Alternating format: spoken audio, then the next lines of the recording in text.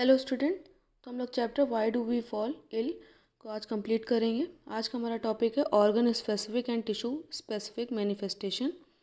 The disease causing microbes enter the body through these different means.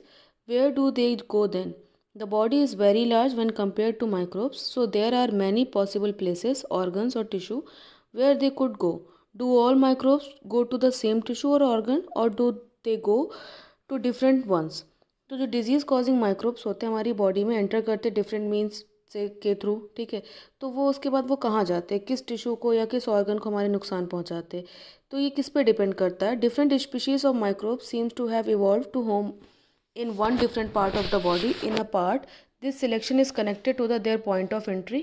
If they enter from the air via nose, they are likely to go to the lungs. तो ये किस पे depend करता है कि वो किस part से एंट्री किए हैं। जो माइक्रोब्स हमारी बॉडी में उनका पॉइंट ऑफ एंट्री क्या है।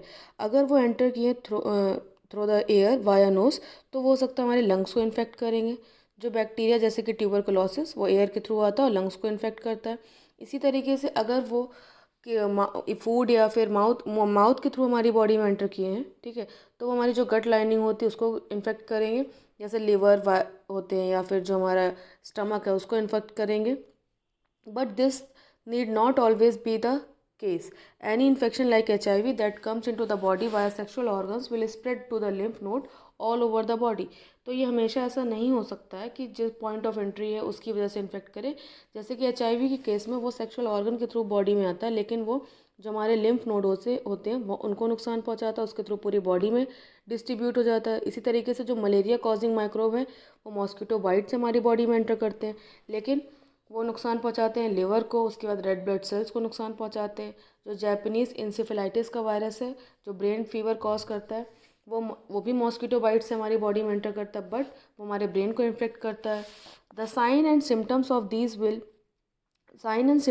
disease will depend on the tissue or organ which microbe target. If the lungs are target, then symptoms will be cough and breathlessness. तो जो साइन और सिम्टम होंगे डिजीज़ के वो किस पे डिपेंड करेंगे कि हमारे कौन से ऑर्गन को नुकसान पहुंच रहा है, ठीक है। तो अगर लंग्स टारगेट है उन माइक्रोब्स का तो हमें क्या सिम्टम्स होंगे, कफ हो सकता है या फिर सांस फूल सकती है, ये सिम्टम्स हो सकते हैं। अगर हमारा लिवर टारगेट है तो जॉइंडिस हो सकता है। ब्रेन अगर टारगेट है तो हेडेक, वॉमिटिंग, फिट्स या फिर अनकॉन्शियसनेस हो सकती है। We can imagine what the symptoms and signs of an infection will be if we know that target tissue or organ is and the function that are carried out by this tissue or organ. तो हम imagine कर सकते हैं in science और symptoms से कि हमारे किस टिश्यू या ऑर्गन को नुकसान पहुंचाया जा रहा है और माइक्रोब हमारे किस ऑर्गन को नुकसान पहुंचा रहा है। In addition to these tissue specific effect of infection disease there will be other common effect too. उसके अलावा जब कोई भी डिजीज़ हमारी बॉडी में होती है तो उसके कुछ कॉमन इफेक्ट्स भी होते हैं जो हर डिजीज़ में होंगे। हो सकता है कि आपको फीवर है, आपको थकान हो सकती है, ठीक, आपको पेन हो सकता है, स्वेलिंग हो सकती है। तो ये क्या होते हैं, ये जर्नल इफेक्ट होते हैं हमारी बॉडी में। लेकिन ये कैसे होते हैं जर्नल इफेक्ट जो बॉडी में हो रहा है कि जैसे फीवर आ रहा है या फिर हमारे जो स्वेलिंग हो रही, पेन हो रहा है, थकान हो रही, ये कब होते हैं, जब हमारी बॉडी में कोई माइक्रोब एंटर करता है, ठीक। तो हमारा जो इम्यून सिस्टम है वो क्या करता है, कई सारी सेल्स को रिक्रूट करता है उन माइक्रोब्स को किल करने के लिए, उन टिश्यूज़ को, जो अफेक्टेड टिश्यूज़ हैं उस माइक्रोब को किल करने के लिए। तो इस प्रोसेस को हम कहते हैं इन्फ्लेमेशन, मतलब रिक्रूटमेंट जो कर रहे हैं, जो जो सेल्स हैं जो हमारा इम्यून सिस्टम उसको बना रहा है, उन सेल्स को हम बोलते हैं एंटीबॉडी, और इस प्रोसेस को कहते हैं इन्फ्लेमेशन। और इस इन्फ्लेमेशन की वजह से ही क्या होता है कि हमें स्वेलिंग हो सकती है, फीवर हो सकता है, पेन हो सकता है, ठीक है। In some cases the tissue specificity of the infection lead to very general seams effect.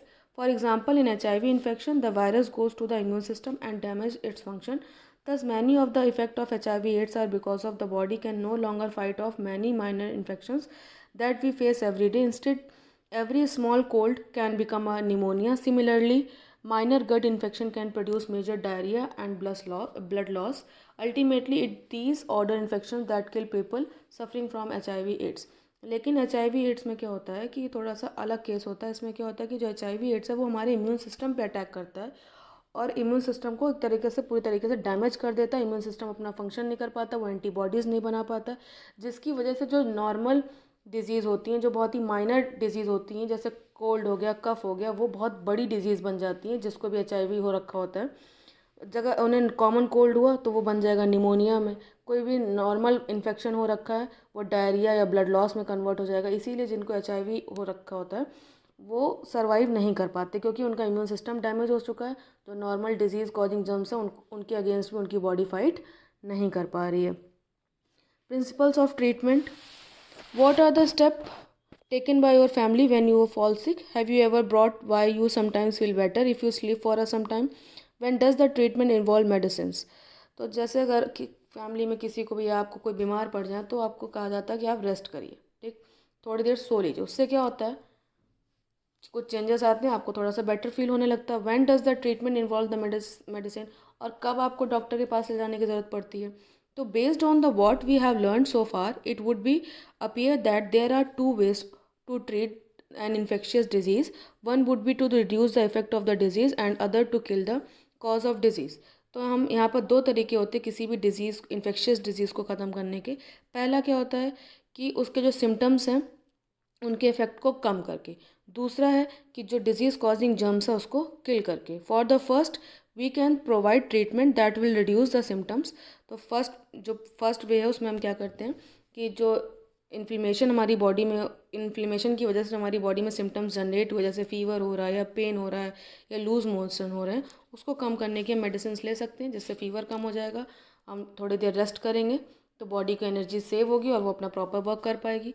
लेकिन इससे क्या होता है कि वो जर्म्स हमारी बॉडी में कहीं ना कहीं रह जाता है। तो दूसरा तरीका क्या होता है कि हम उस माइक्रोब को किल करते हैं, to kill the cause of disease. जो डिजीज़ कॉजिंग माइक्रोब है उसे हम क्या करते हैं, किल करते हैं।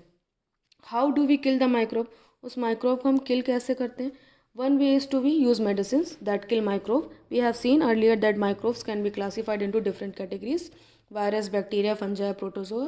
तो इनके लिए हम क्या करते हैं, माइक्रोब्स को किल करने के लिए मेडिसिन का यूज़ करते हैं। एंटीबायोटिक्स हो गए, एंटीवायरल्स हो गई, जिनके थ्रू हम डिफरेंट टाइप के माइक्रोब्स को किल कर सकते हैं। तो जर्म्स को यहाँ पर दो ब्रॉड कैटेगरी में डिवाइड करते हैं। अगर एक जर्म्स हो गए वायरस और दूसरे में आ गए जो बाकी वायरस को छोड़ के बैक्टीरिया, फंजाई और जो भी वॉर्म्स हैं ये, तो इन सब में क्या होता है कि जो एंटीबायोटिक्स होती है वो असर करती है, लेकिन वायरस के केस में एंटीबायोटिक्स असर नहीं करती हैं, ठीक है। तो वायरस की जो दवा होती है, यानी जो एंटीवायरल मेडिसिन होती हैं, उनको बनाना थोड़ा सा क्या होता है, मुश्किल होता है। क्यों? क्योंकि जो वायरसेस होते हैं उनकी जो बायोकेमिकल मैकेनिज़्म होती है वो बहुत ही कम होती हैं। हम लोगों ने पढ़ा था कि एंटीबायोटिक कैसे वर्क करती है बैक्टीरिया पे, कि वो सेल वॉल को ख़त्म कर देती है, बैक्टीरिया सेल वॉल नहीं बना पाता है और वो डेथ हो जाती है उसकी। लेकिन वायरस में बायोकेमिकल मैकेनिज़्म बहुत कम होती है, क्योंकि वो डेड और लिविंग के बीच के ऑर्गेनिज्म होते हैं। जब भी कोई हम दवा लेते हैं तो वो क्या करते हैं, बिल्कुल डेड ऑर्गेनिज्म की तरह बिहेव करने लगते हैं हमारी बॉडी में और बिल्कुल अपने ऊपर एक कवर बना लेते हैं, जिसकी वजह से उन पर मेडिसिन का असर नहीं होता है। लेकिन जब वो मेडिसिन का असर ख़त्म हो जाता है तो ये वापस से अपने आप को मल्टीप्लाई करने लगते हैं। इसीलिए वायरस की जो डिजीज़ होती हैं वो काफ़ी टाइम तक हमारी बॉडी में बनी रहती है और एक लंबे समय के बाद ही वो क्योर हो पाती हैं। Principles of prevention. All of what we have talked about so far deals with the how to get rid of infection in some who has disease। तो हम लोगों ने पढ़ा कि कैसे हम इन्फेक्शन से अपनी बॉडी को इन्फेक्शन से बचा सकते हैं, कैसे हमारी बॉडी में जो इन्फेक्शन या डिजीज़ हो रखी है उसे कैसे ख़त्म कर सकते हैं। But there are 3 limitations to this approach to dealing with the infectious disease. Infectious disease को ख़त्म करने के प्रोसेस में कुछ लिमिटेशंस हैं। तो पहली लिमिटेशन क्या है, the first is that once someone has a disease their body functions are damaged and may never recover completely। अगर किसी को कोई डिजीज़ हो रखी है तो उसके बॉडी फंक्शंस को नुकसान पहुंचता, कोई कोई तो ऐसे नुकसान होते हैं जो कभी भी रिकवर नहीं हो पाते।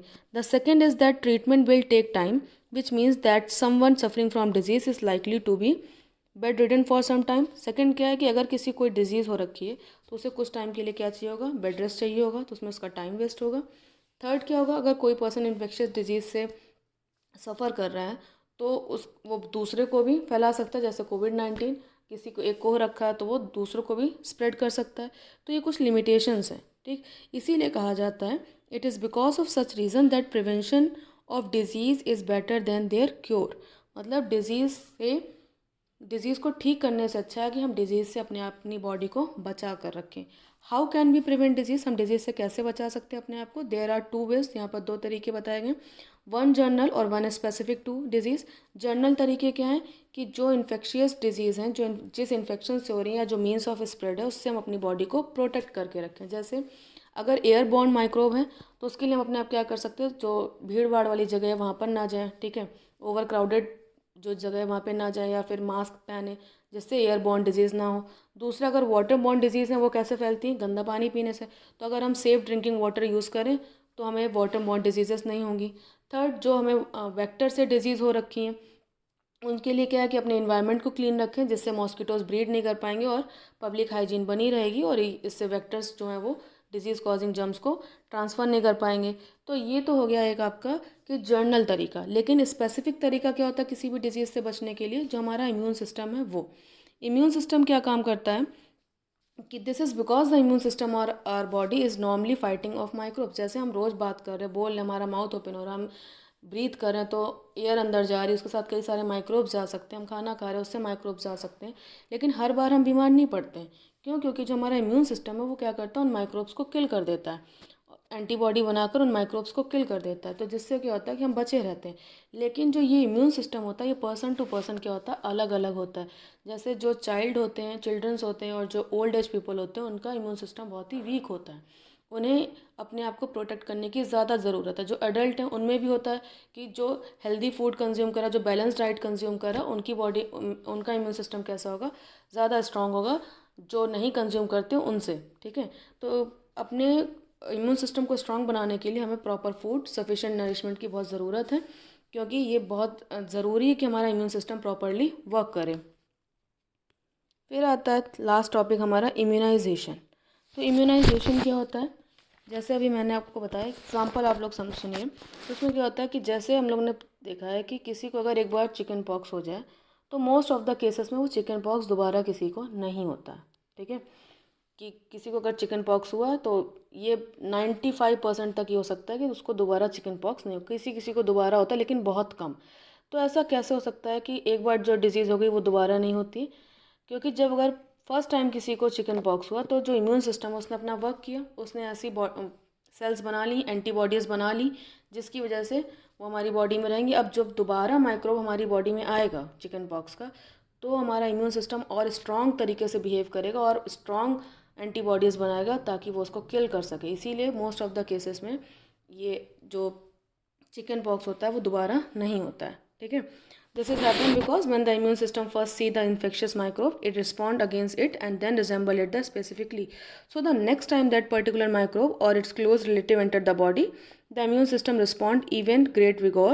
This eliminate the infection even more quickly than the first time around. This is the basis of principle of immunization. तो इसी मेथड का यूज़ करके क्या बनाया गया, वैक्सीन्स बनाई गई, वैक्सीनेशन का प्रोसेस स्टार्ट किया गया। ये वैक्सीनेशन का प्रोसेस कहाँ से आया, ये एक साइंटिस्ट थे, फिजिशियन थे, एडवर्ड जेनर। उस समय क्या होता था कि स्मॉल पॉक्स बहुत ही ज़्यादा एपिडेमिक्स हुआ करता था, बहुत ज़्यादा खतरनाक तरीके पे फैल जाता था। तो इन्होंने देखा कि जिनको काउपॉक्स हो रखा है उनमें स्मॉल पॉक्स का असर नहीं होता है। तो उससे उन्होंने अंदाज़ा लगाया कि हाँ, अगर किसी की बॉडी में पहले उसी टाइप का कोई वायरस एंटर कर जाए तो बॉडी क्या होगी, एंटीबॉडी बना लेगी, और जब दोबारा माइक्रोब आएगा तो एंटीबॉडी क्या करेंगे, उस माइक्रोब को किल कर देंगी। तो इसी से इनको यहाँ पर आइडिया है वैक्सीन का। तो आज हम लोग के हमारे पास बहुत सारी डिफरेंट टाइप की डिजीज़ के लिए वैक्सीन है, जो बचपन से ही बच्चों में लगा दी जाती है। उसके बाद after age time to time वो वैक्सीन दी जाती हैं, जैसे कि tetanus, diphtheria, whooping cough, measles, polio. ये अलग अलग टाइप के प्रोग्राम्स हैं जो गवर्नमेंट के थ्रू रन किए जाते हैं ताकि ये आगे चलकर उन्हें इस टाइप की डिजीज़ ना हो। पोलियो के लिए पोलियो ड्रॉप्स, उसमें भी क्या होता है, जो ये वैक्सीन्स होती हैं उनमें भी बहुत ही डेड या फिर बहुत ही वीक माइक्रोब्स होते हैं जो हमारी बॉडी में एंटर कराए जाते हैं, और हमारी बॉडी उनके अगेंस्ट क्या बनाती है, एंटीबॉडी। जब वो रियल वाला माइक्रोब हमारी बॉडी में एंटर करता है हमें डिजीज़ करने के लिए, तो ये वैक्सीन के थ्रू जो हमारे एंटीबॉडीज़ बनी हैं वो एंटीबॉडीज़ क्या करती हैं, उनको किल कर देती हैं और हम अपने आप को प्रोटेक्ट कर लेते हैं। Okay, that's all for today. आज हमारा चैप्टर कंप्लीट होता है। Thank you.